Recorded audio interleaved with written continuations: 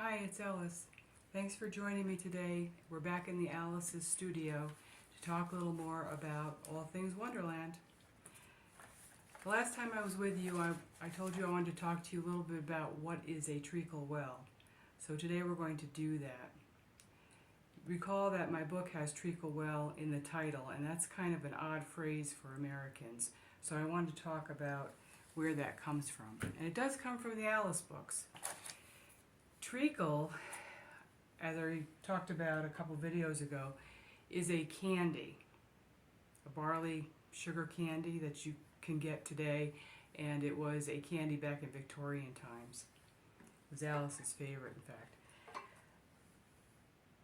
The term treacle, though, for treacle well, is a corruption of a phrase that was Treacle. And Treacle was a healing salve or a healing balm.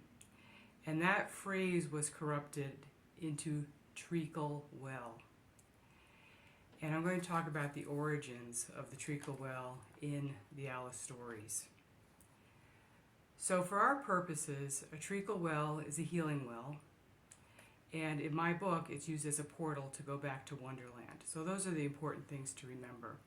And I'm going to talk to you a little bit about a legend that is kind of in the background of the Alice in Wonderland story.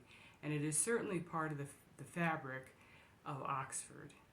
And if you know anything about Lewis Carroll, you know that he was a teacher, a don, a professor at Oxford. He taught mathematics. And in Oxford, there's a legend. And the legend is a 7th century legend about a nun whose name was Friedzweed. And Friedzweed always wanted to be a nun, and she was sent by her family to be a nun, but there was a Mercian king named Algar who, because of Friedzweed's beauty, wanted to marry her, and he pursued her. Friedzweed ran off into the countryside of Oxford and hid out. But Algar found out where she was, and he was in hot pursuit of her.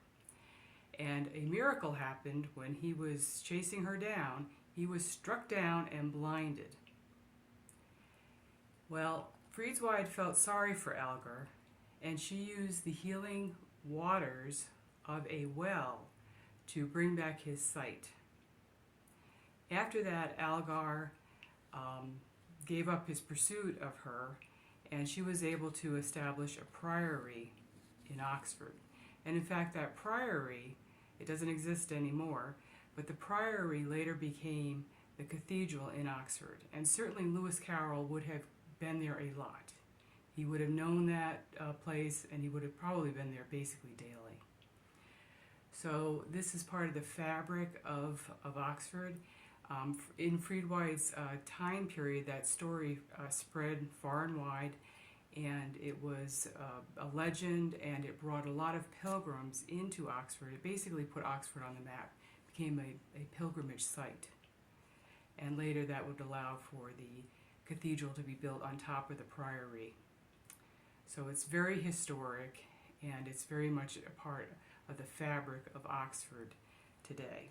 So I wanted to show you what some of the places that are referenced by the legend. So this is St. Margaret's in Binsey, where the actual location of the treacle well is.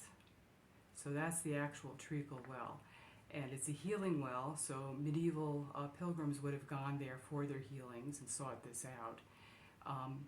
You can still go there today. It's in a quiet churchyard. It's a little bit of a distance from Oxford, but people still do go there. So this is, for my purposes, it is the portal entry point that allows my characters to go back into Wonderland. So it's a portal entry site. But it does form part of the history and the fabric of Oxford, and also, the underlying story of Wonderland. So Lewis Carroll does reference treacle several times in Alice in Wonderland. So just some background to fill you in on what is treacle, because it's not really a word that we use in America.